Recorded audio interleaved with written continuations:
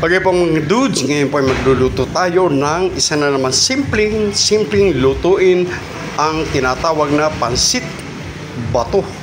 Ayan po, meron po tayong isang balot. Siyempre, lalagyan po tayo ng atay ng manok. Ayan. Depende na po sa dami ng gusto nyong ilagay. Meron tayong chicken balls at meron tayong anong tawag dyan? Kikiam. Okay. Meron tayong carrots, young corn, celery, at bell pepper. Siyempre, lalagyan po natin yan ng pechay bagyo at repolyo. Yan. Siyempre, gagamitin po natin yan mamaya ng paminta at ng sibuyas, bawang. Okay.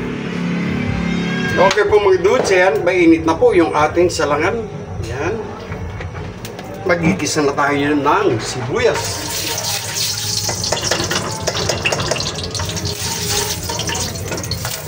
Sibuyas.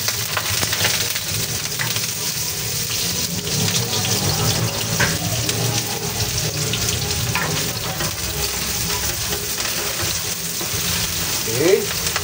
Iprito-prito natin yung ating kikiam at saka yung ating chicken balls.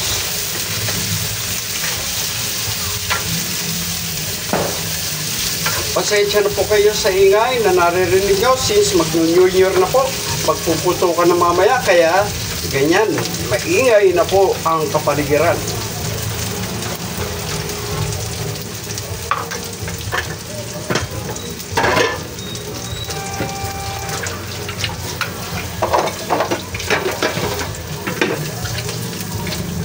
Hintayin po natin na maprito yung ating kikiam at ang ating chicken balls.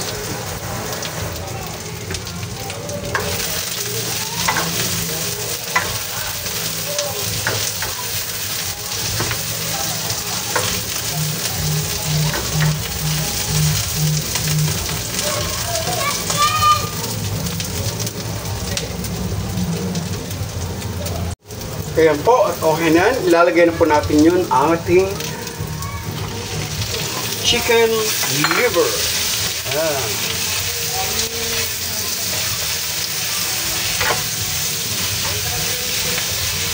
Inuuli ko, ito po ay pansit bato. Ayan. Optional po ito since meron po tayo. Lalagyan po natin ng garlic powder at ng onion chop.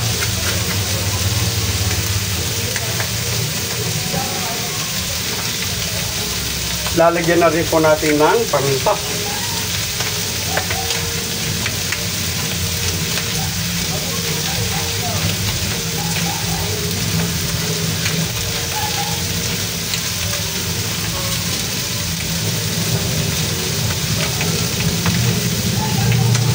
At syempre, lagyan natin ng konting pampalasa.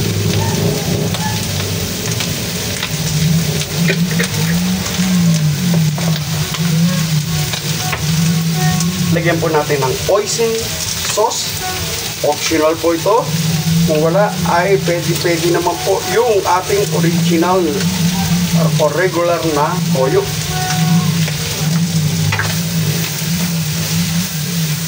Mabilis lang po ito.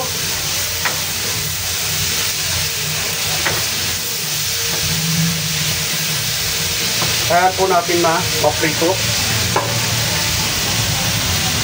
Ayan po, at ilagay na po natin yung ating ingredients, yung ating young corn, carrots, at yung ating celery.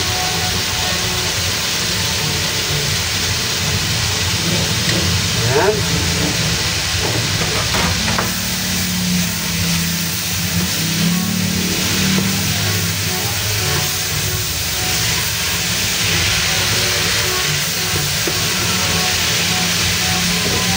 Lagyan po muna natin ng tubig, pampalambot ng gulay, isang bowl, at takpan po muna natin.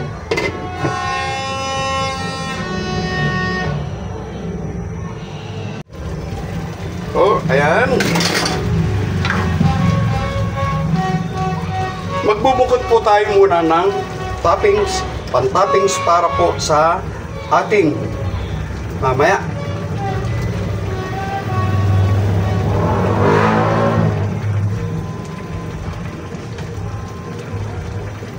Okay. Toppings.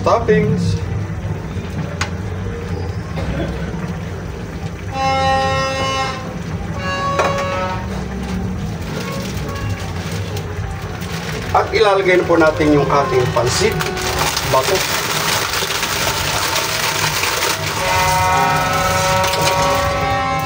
Okay.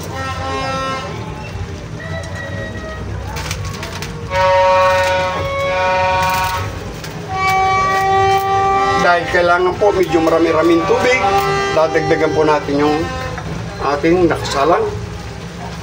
Ayan. 2 bowl pa po ang ilalagay natin. Dahil toasted po yung ating pansit bato. Ayan. Kung kinakailangan pong dagdagan mamaya, dagdagan pa rin. Takpan po muna natin, hintayin natin kumulo. Okay po, tingnan natin. Ayan. Medyo matigas pa po since toasted po yung ating noodles. Dagdagan po ulit natin ng isa pa. At syempre, dadagdagan natin ng toyo.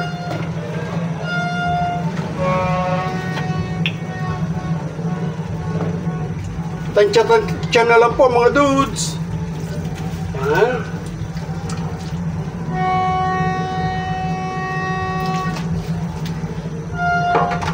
Sandali na lang po at luto na ang ating gisado pansit bato.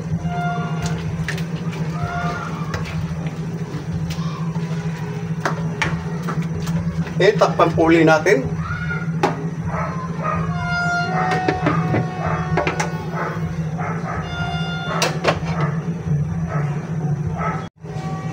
Okay po mga dudes. Yan.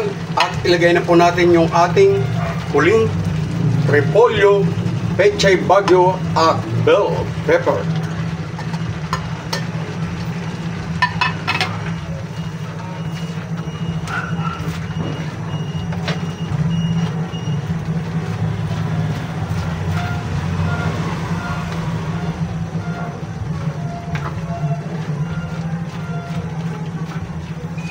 Hintayin lang po natin na medyo maluto yung ating gulay. Takpan po uli natin.